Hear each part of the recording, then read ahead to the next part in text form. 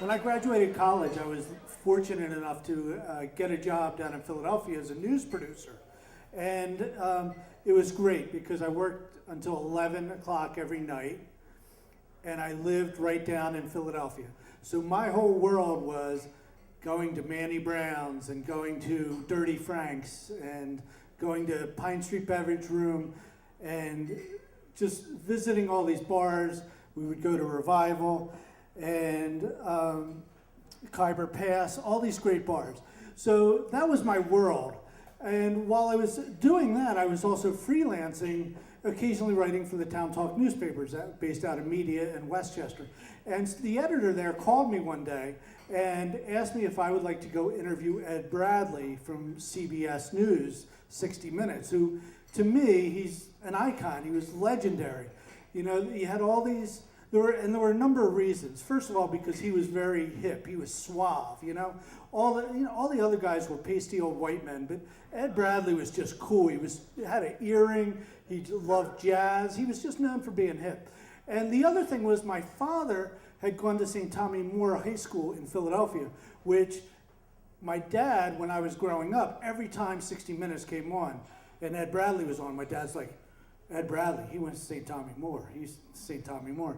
So I was very excited to go watch Ed Bradley speak and then to interview him. So I watch him speak, and he's great at Westchester University. And then afterwards, there's a whole bunch of us cub reporters. I'm like, 22 years old at the time. There's a bunch of us cub reporters there, and we're circling around them all like eager-eyed, and they start asking questions. So I figure, he's going to think I've done my research. And I say, Ed, Mr. Bradley, I know you went to St. Tommy Moore. How were your years there? How did that affect you going into the news business?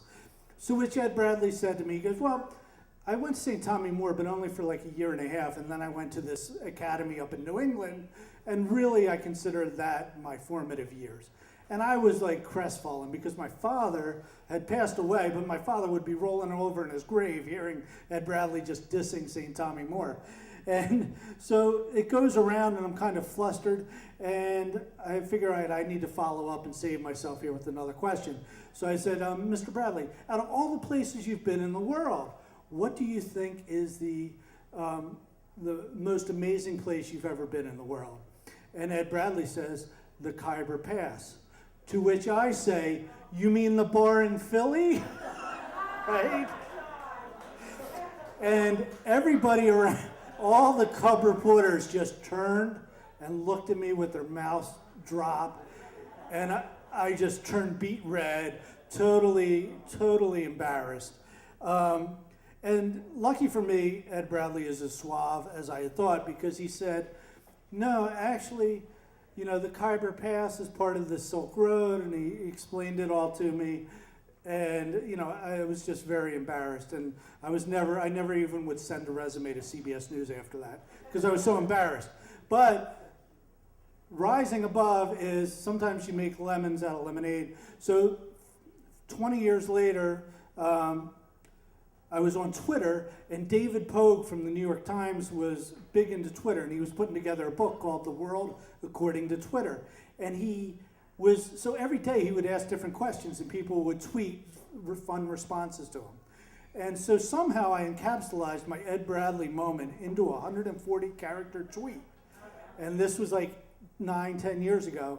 And he included it in his book, and that was the first place I was published. So I kind of rose above my biggest fiasco, my most embarrassing moment, and was able to make some lemonade out of that lemon of a time.